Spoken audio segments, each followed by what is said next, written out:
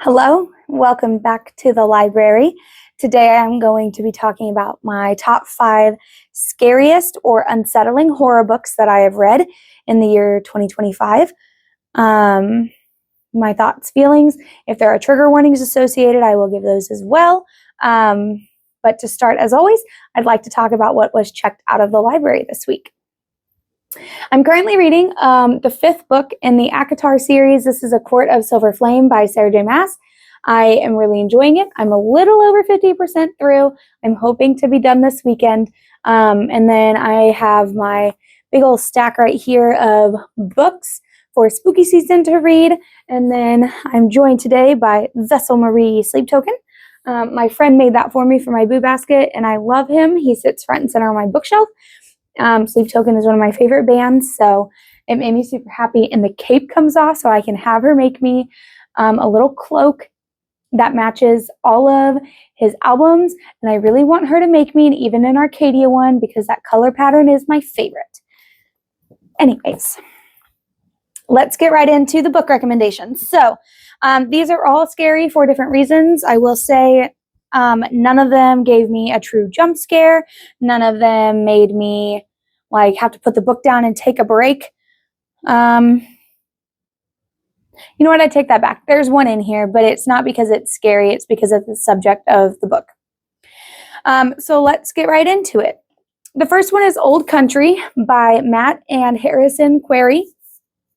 This is about a former Marine named Harry and his wife, Sasha, and they have decided they are done with the big city and they are going to move to rural Idaho.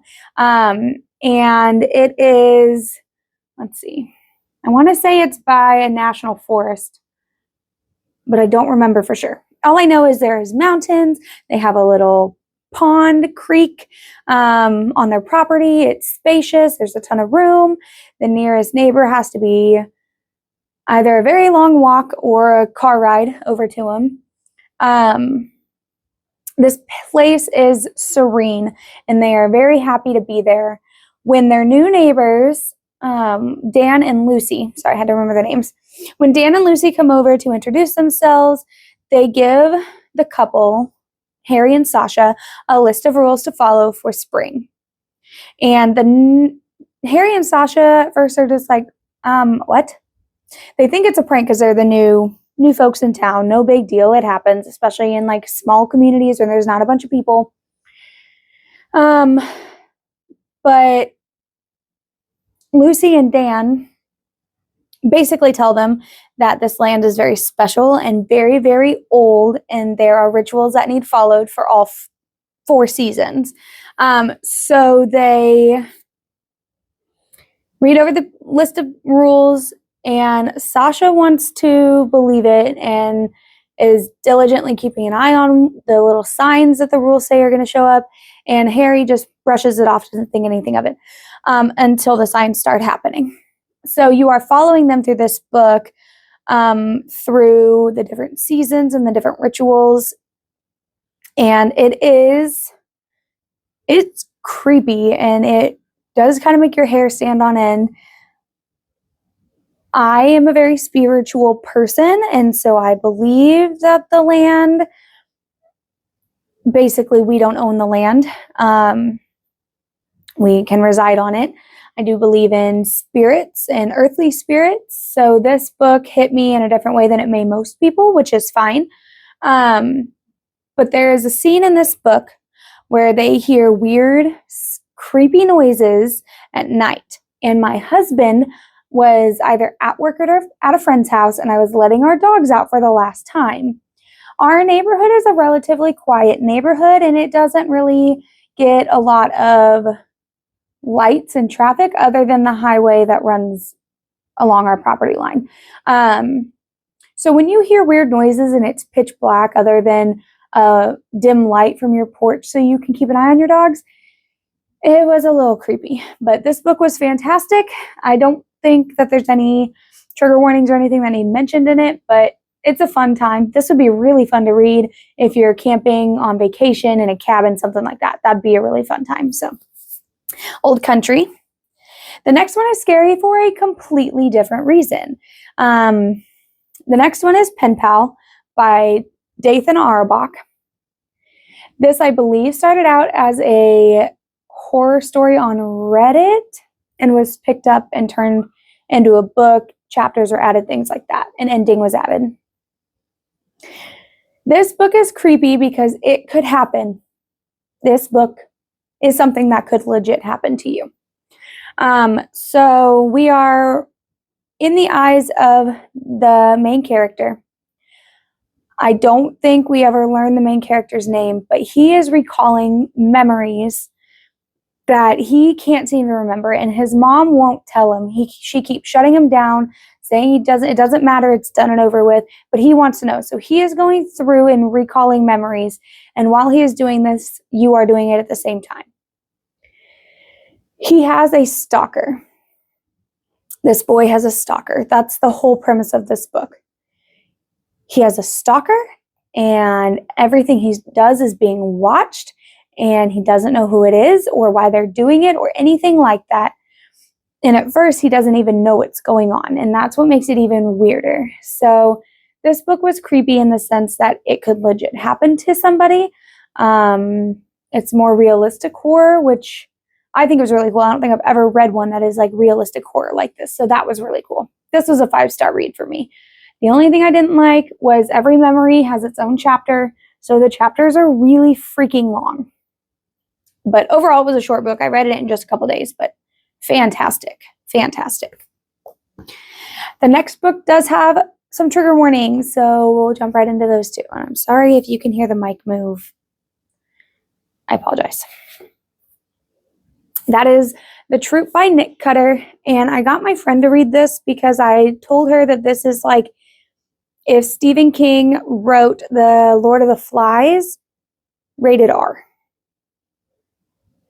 This book has a lot of body horror in it. This book has one scene of animal abuse, so just keep that in mind. It's after the middle of the book, I believe.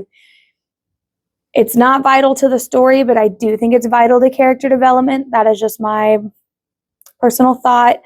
I have yet to read a book. I work with animals all day, every day. It is my job and my passion, and I love it. Animal abuse in books doesn't bother me. I have not found a trigger that actually bothers me. And I think it was put in there for good reason. So this book is about a group of boys, and their scoutmaster takes them into the Canadian wilderness. This is a trip that is made once a year for the boys in the troop, and they basically go learn basic survival skills and how to forage and just get away from electronics and phones and things like that. So they are there for their weekend camping trip, and they dock and they're getting settled for the night, and the scoutmaster sees a boat approach with a man aboard, and when the man docks, he is sickly thin and his eyes are sallow and he just doesn't look right, and he's ravenously hungry. So the scoutmaster takes him back to the cabin and feeds him and whatever, tries to keep him warm. Well, it is very soon figured out that there is something inside this man causing him to be like this. And when the man dies, that thing escapes. And it goes after the boys, and it goes after the scoutmaster. And because of the stress and the horror that's going on around them, everyone starts turning on each other. Bad qualities come out. And so you're following our main character through basically how to survive the weekend, because there's no boats coming to get them until Monday, and they have no way to contact the shore. So he's on his own with his other fellow troop members who are all starting to show their wicked sides. This is a fantastic book. Please keep in mind those trigger warnings, but I loved this book. The next book is more of a thriller with horror aspects to it. It was super popular, and it is Hidden Pictures by Jason Rekulak. This is about a girl named Mallory. She is fresh out of rehab, and she takes on a babysitting gig for a little 5-year-old boy named Teddy. Her and Teddy hit it off, which Mom finds really weird because Teddy is normally really reserved, doesn't really talk to strangers, whatever. But Mallory finds out that Teddy loves to draw and has his own little sketchbook. And he draws pictures like this, like you would expect a little 5-year-old to draw. But Mallory is staying in the guest house behind the main house and starts getting these weird pictures slipped under her door. And like really, really well drawn pictures a 5-year-old should never be able to do. Trying not to give away all of them. So, I mean, very, very good pictures. And she can't figure out who is drawing them because the parents of Teddy are not home very often. And they don't draw. Teddy, there's no way he can draw those pictures. So she feels there is something more sinister going on. And you're following her in this book, trying to figure out what is going on and why it's happening to her. This was a really good book. Did not see the ending coming. I really like the ending. I'm not going to lie. So, but that is Hidden Pictures by Jason Rekulak. The last book is the book that I had to put down a couple of times. It is very heavy in grief, and I do agree with people that this is his scariest book. This is Pet Semetary by Stephen King. This was the first movie I ever saw, like, from an adaptation from one of his books. And this was the very first Stephen King book I read. I didn't really start reading Stephen King until I was an adult. I did watch most of the movie adaptations, so that made me want to read his books. I didn't read this until I had a son. Bad idea. This book is very heavy in grief. If you don't know what it's about, it is about a doctor named Lewis Creed, where him and his family moved to a small town in Ludlow, Maine. And they buy really beautiful property. He's going to be the new small town doctor. The only big caveat is they have a huge highway that runs along their house. Like the main street is a busy highway. Judd, the neighbor, takes them to behind the house to warn them, hey, there's a pet cemetery back here. There's a lot of animals that get hit on this road, and so people want a place to bury them, and so they bury them in the woods, just kind of off the beaten path. It's not like a true, this is a pet cemetery. That is what the town has decided it is. Their cat, Church, gets hit by a car, and they bury it. Well, Judd says, hold on. We have another place that we can take him because I know your daughter loved him so much. They went even farther than the pet cemetery right behind their house to a cursed ground and buried Church. They realize that things that are dead should stay dead. If you don't know, there is a scene in this book where a child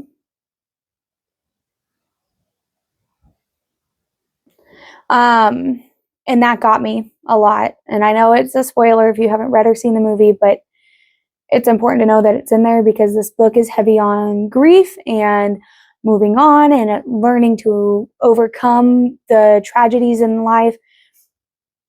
I really enjoyed this book, but I did have to take my time with it because it was really heavy. So I do recommend it though. On this shelf over here are all my Stephen King books. Next year I want to do a reading of all of them in publication order. So start with Carrie and then end with his newest one, Never Flinch. And then I have all of the short stories on the bottom shelf over here that I'll read those collections as well. But I want to read all of his novels. I don't have the little novellas, but I have all the big novels. So that's my plan for next year. These are the 5 books that I think are the scariest for multiple reasons, and I would love to hear if you've read any of these, if you have your thoughts and feelings. If you like this video, give it a thumbs up and click the subscribe button. And also, if you have any other recommendations of scary books that you want to share with me, I would love to read them. I'd love to get enough recommendations to make a subscriber or follower recommendation video where I read all the books that you guys recommend to me. So I will see you guys next week in the library, and I hope you stay safe and have a good spooky season. Bye.